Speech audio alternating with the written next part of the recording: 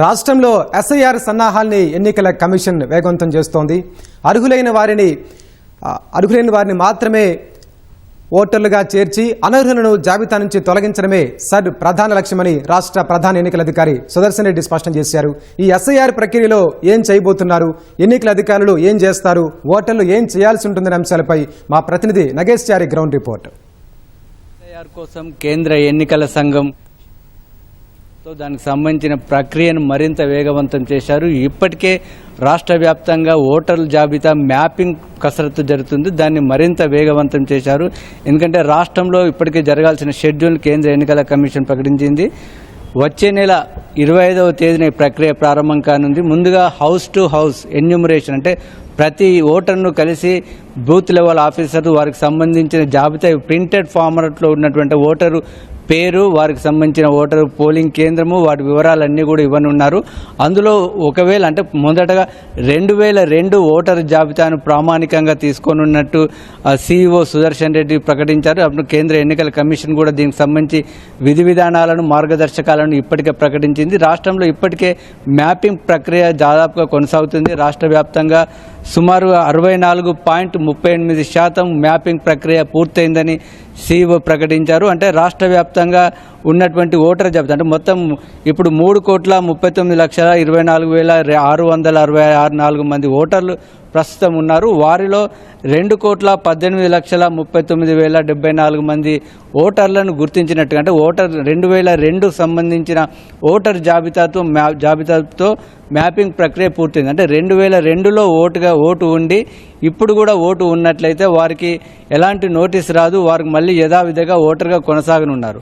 లేదా అప్పుడు ఓటు లేనట్లయితే ఆ తర్వాత ఓటుగా నమోదు చేసుకున్న వాళ్ళంటే 2002లో ఓటు హక్కు ఉంది అంటే వారికి సుమారుగా 42 సంవత్సరాలు పైబడి ఉన్నవాళ్ళు అంటే 42 సంవత్సరాల వయసు కన్నా తక్కువగా ఉన్నవారు అప్పుడు ఓటు ఉండదు. కాబట్టి వారి తల్లిదండ్రులు లేదా తాత ముత్తాత ఎవరైనా ఒక వారి వంశానికి సంబంధించిన వారి ఓటర్ జాబితాలో ఉన్న వారి కుటుంబానితో పోల్చుకొని వాటికి సంబంధించి మ్యాపింగ్ ప్రక్రియ చేయాల్సి ఉంటుంది.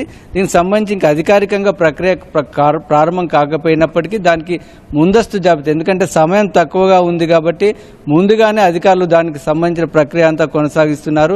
రాష్ట్ర వ్యాప్తంగా బూత్ లెవెల్ ఆఫీసర్స్ వారికి సంబంధించిన సిబ్బంది పర్యటిస్తూ వాటన్నిటిని కూడా మ్యాపింగ్ ప్రక్రియ కొనసాగుతుంది. దీని తర్వాత అధికారికంగా దానికి సంబంధించిన ప్రక్రియ జూన్ 25 నుంచి అదేవిధంగా జూలై 24 వరకు అధికారికంగా ప్రకటిస్తారు. వారికి ఆ సమయంలో ప్రింటెడ్ ఫార్మాట్లో ఉన్నటువంటి ఎన్యూమరేషన్ ఫారంలు ఇస్తారు.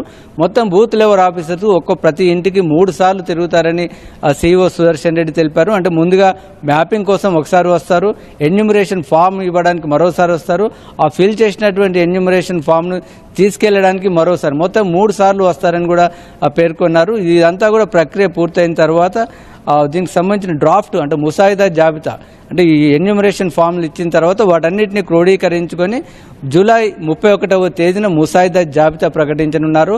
ఆ ముసాయిదా జాబితాలో ఒకవేళ పేరు లేనట్లయితే వారందరూ కూడా తమ అభ్యంతరాలను కూడా ఇవ్వడానికి అవకాశం ఉంటుంది. జూలై 31 నుంచి ఆగస్టు 30 వరకు అభ్యంతరాలు స్వీకరిస్తారు. తమ ఓటు హక్కు ఉంది కానీ ముసాయిదా జాబితాలో పేరు లేదు అని ఎవరైనా ఫిర్యాదు చేసినట్లయితే వాటికి సంబంధించిన ఆ నోటీస్ ఇచ్చిన తర్వాత దానికి కేంద్ర ఎన్నికల కమిషన్ 12 డాక్యుమెంట్లను పేర్కొంది. ఆ 12 డాక్యుమెంట్లలో ఏదైనా ఒకటి ఇవ్వాల్సి ఉంటుందని అధికారికంగా సిఇఓ చెప్పారు. అదేవిధంగా కేంద్ర ఎన్నికల కమిషన్ కూడా చెప్పింది. అందులో ఆధార్ను కేవలం ఐడెంటిటీ కార్డు అంటే వ్యక్తిని గుర్తించడానికి మాత్రమే పరిగణలోకి తీసుకుంటామని చెప్తారు. అంటే ఒకవేళ దాంతోపాటు ఒకవైపు డేట్ ఆఫ్ బర్త్, మరొక వైపు ప్లేస్ ఆఫ్ బర్త్ ఈ రెండింటిని కూడా ధృవీకరించుకోవడానికి 12 డాక్యుమెంట్లు ఇచ్చారు. 12 డాక్యుమెంట్లలో కూడా సమర్పించుకోవాల్సి ఉంటుంది.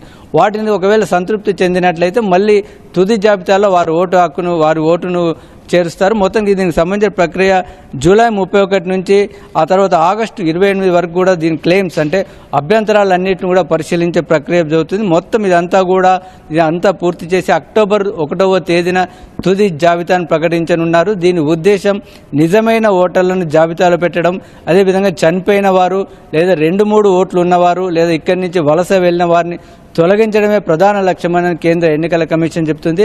రాష్ట్రంలో ముఖ్యంగా ఉమ్మడి హైదరాబాద్, ఉమ్మడి రంగారెడ్డి, అదే జిల్లాల్లో ప్రధానంగా ఎక్కువగా ఉన్న ఈ సమస్య ఉన్నట్టుగా తెలుస్తుంది. ఎందుకంటే ఇక్కడ ఉండి ఇతర రాష్ట్రాల్లో లేదా ఇతర జిల్లాల్లో లేక హైదరాబాద్లోనే 2-3 ప్రాంతాల్లో కూడా ఓటు ఉన్నవారు కూడా ఉన్నట్టుగా భావిస్తున్నారు. వారితో పాటు కొంతమంది చనిపోయిన వారు లేక ఇక్కడి నుంచి పూర్తిగా ఇతర రాష్ట్రాలకు, ఇతర దేశాలకు వెళ్ళిన వారు కూడా ఉన్నారు. వారి పేర్లు కూడా ఓటరు జాబితాలో ఇంకా ఉన్నాయి. కాబట్టి వాటన్నిటిని కూడా ప్రక్షాళన చేసి ఒక స్వచ్ఛమైన ఓటర్ జాబితా రూపొందించడమే దీని ప్రధానమైన ఉద్దేశమని అధికారులు చెప్తున్నారు. దీనికి సంబంధించి భారీ కసరత్తు కూడా కొనసాగుతుంది. మొత్తం రాష్ట్ర వ్యాప్తంగా ఉన్నటువంటి 119 అసెంబ్లీ నియోజకవర్గాల్లో 19,985 పోలింగ్ కేంద్రాలు ఉన్నాయి. వాటి కోసం 35,985 బూత్ లెవెల్ ఆఫీసర్స్, ఈ BLOలే చాలా కీలకంగా పాత్ర పోషించబోతున్నారు. వారందరూ కూడా ఇంటింటికి రానున్నారు. కాబట్టి మొత్తం వారందరికీ కూడా ఇప్పటికే శిక్షణ పూర్తయింది. ఇదే విధంగా కలెక్టర్లు జిల్లా ఎన్నికల అధికారులుగా ఉన్నారు. 33 మంది కలెక్టర్లకు DGOలుగా